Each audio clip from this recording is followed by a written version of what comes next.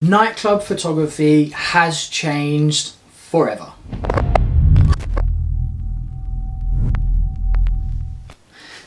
How you doing, guys? Welcome back to my channel.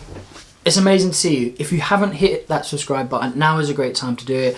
Also turn on notifications and you'll be updated to when I add videos. And I try to do that as regularly as possible. So I try to get them out as and when I can, and also on request. So if you feel you want a video, if you feel you want me to answer a question, pop it in the comments below or get in contact with me and I'm happy to answer. And this just makes me look really shifty. I haven't shaved my head and it's going a bit microphony, so I kind of decided to... the hat's gone. So nightclub photography has changed, and I want to go into that into a little bit more detail. So once upon a time you could go to a club as a group of friends and none of you would have a mobile phone. None of you. So you could go to a club as a group of 6, no one would have a mobile phone. And what that subsequently means is no one has a camera. So you would turn up to a nightclub and there would be a photographer in said nightclub taking pictures. So he's the only person, or she's the only person, that can document those images of you out and about having fun. And this was when there was a real boom with companies like Licklist and people like that. So what they basically would do is they would hire a photographer. Back then it was a real skill to even be a photographer, let alone be a nightclub photographer, like on the equipment they had back then. If you could shoot in nightclubs, like technically you were super skilled. So these photographers would go out, being paid peanuts I would imagine back then, and they would take pictures in clubs. Now the sort of pictures that they would take would be groups of people. So me with my mate, me with my other mate, just static people stood in front of a camera, because there was no other way of documenting it. So then these images would be uploaded to social media pages such as like the Licklist page, or for the clubs themselves pages, or for the promoters pages. On a Monday morning when you've recovered from your hangover, you would then log on to Facebook, you would look in these groups, you would find your images and you would reshare them and use them as your profile images.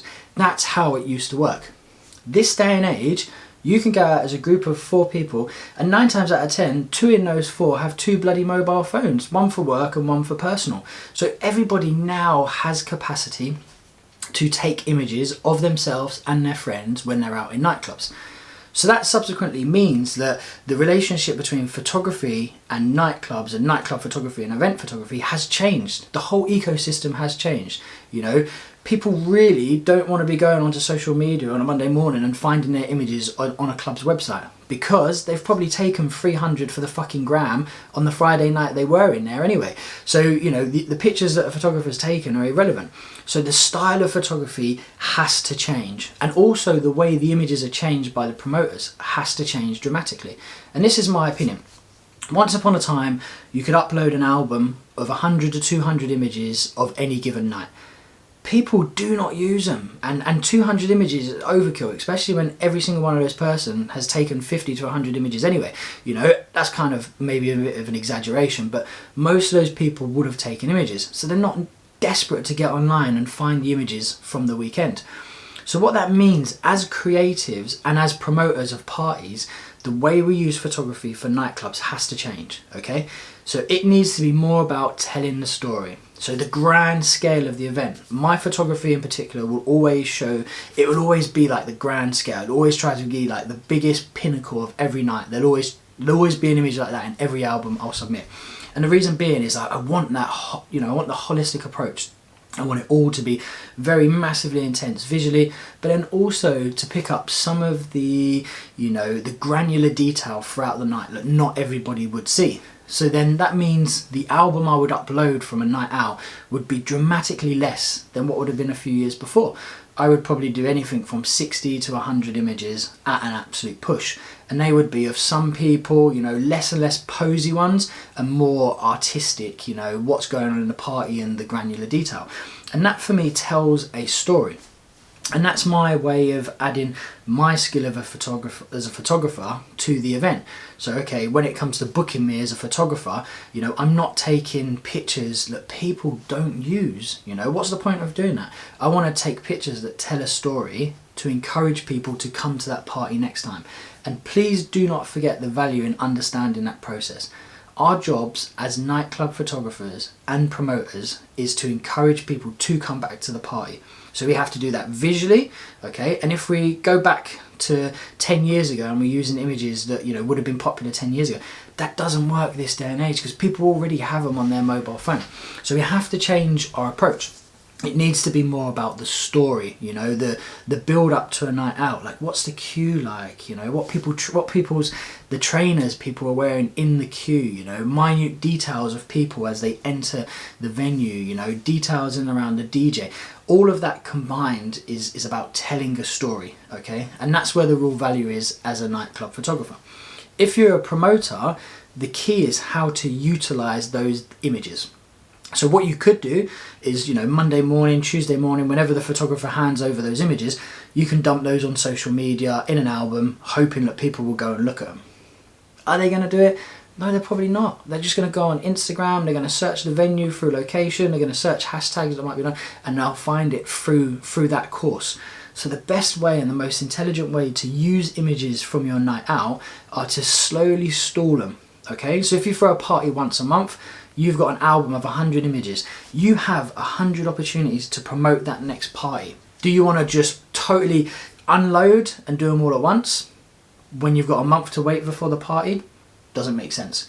What you want to do is strategically release clusters of those images to encourage people to come to the next party. And you want to do some straight away. The most high energy ones, you want to put those out straight away so that excitement stays peak. And then you slowly just push them out. Slowly push them out on the build up towards your next party. That keeps the people that came, you know, it keeps them engaged with the party, keeps a little bit of energy and a little bit of memory towards it. And other people that come across it, you know, may be enticed by how exciting and energy rich that party seemed. And let's face it, if you went to two groups of people, or two people, one goes to one party, one goes to another party on a Saturday night, they both feel pretty crap on Sunday, so they don't really do anything. On Monday, they both go and look on social media at their specific party. This guy is not going to look at this guy's party, and she's not going to look at that guy's party because they're more interested in what they done over the weekend.